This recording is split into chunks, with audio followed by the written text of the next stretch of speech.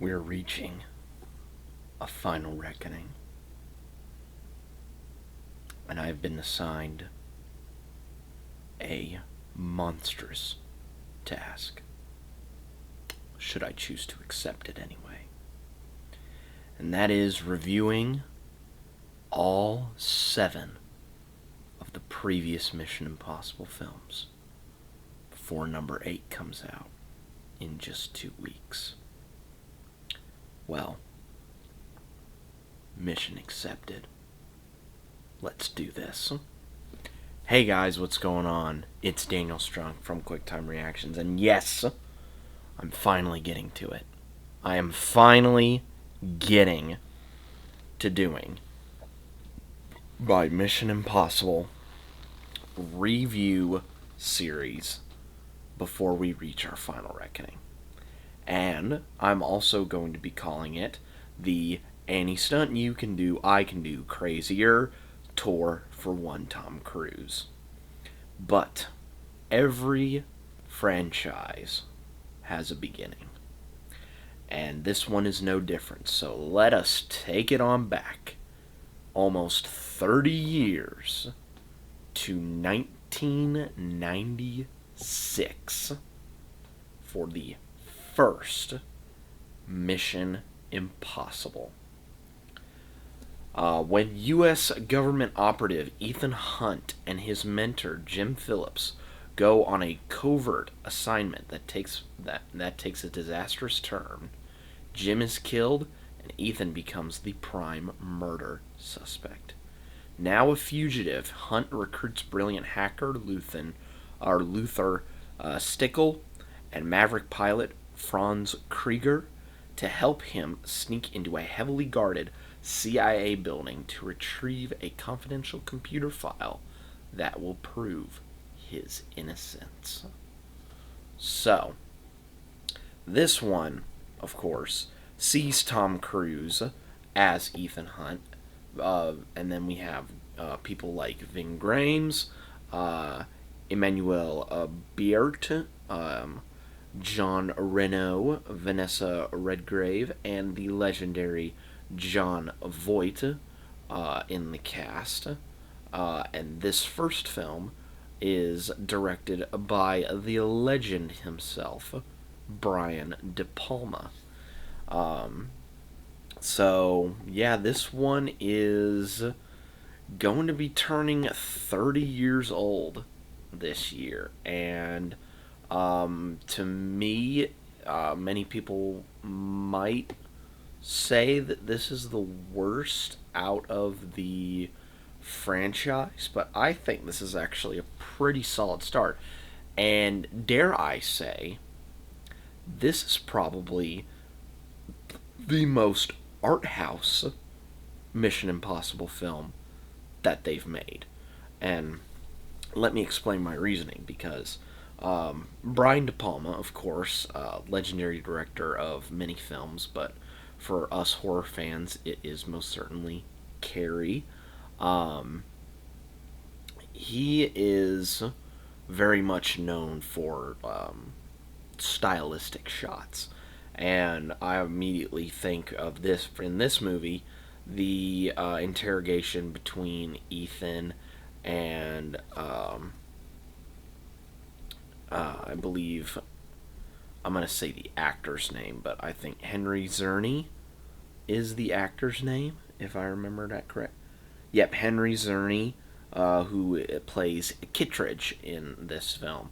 He uses a lot of Dutch angles in that, and he uses quite a few Dutch angles throughout the rest of the film. But I just find that as a very much stylistic choice to show, like, you know, things beginning to turn a little off kilter in the situation. And I will talk about this when we get to Dead Reckoning Part 1, but I just love the fact that Tom Cruise just does like a whole bunch of like little party tricks. Like in Dead Reckoning Part 1, he made like his half of the key appear, and in this movie he makes the disc disappear, which I think is awesome. So yeah, in this movie, it is revealed to Ethan that pretty much everyone on his team is, a backstabbing traitor, even his mentor Jim. And it's I would say it's kind of like one of those old reliable tropes in like spy films where it's revealed that everyone on the team has actually been working against you instead of with you. And when done right, I think it can be pretty effective, and this is done pretty well in this.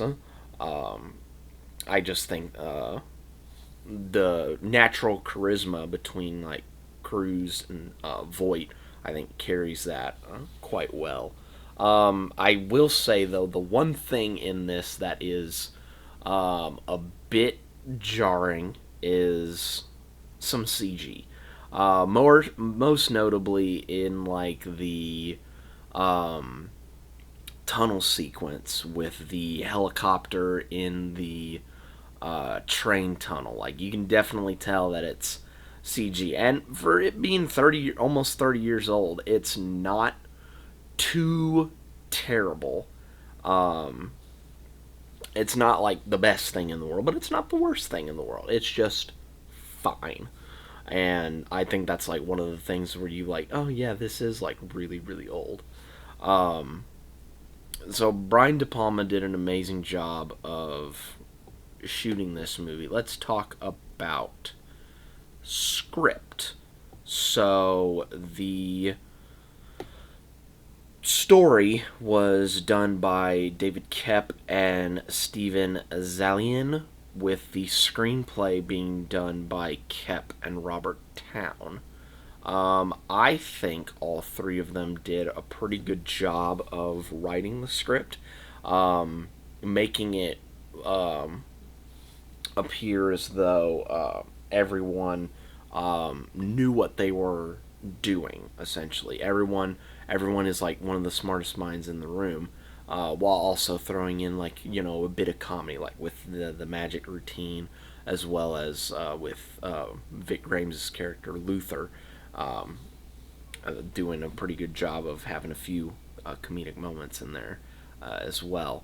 I would say, and I'll talk about the stunt work a lot throughout this franchise as well. I think probably the biggest stunt in the film that really stood out to me was the exploding fish tank. Like that was pretty cool, and just seeing Cruise like run away from all the rushing water. I really liked that.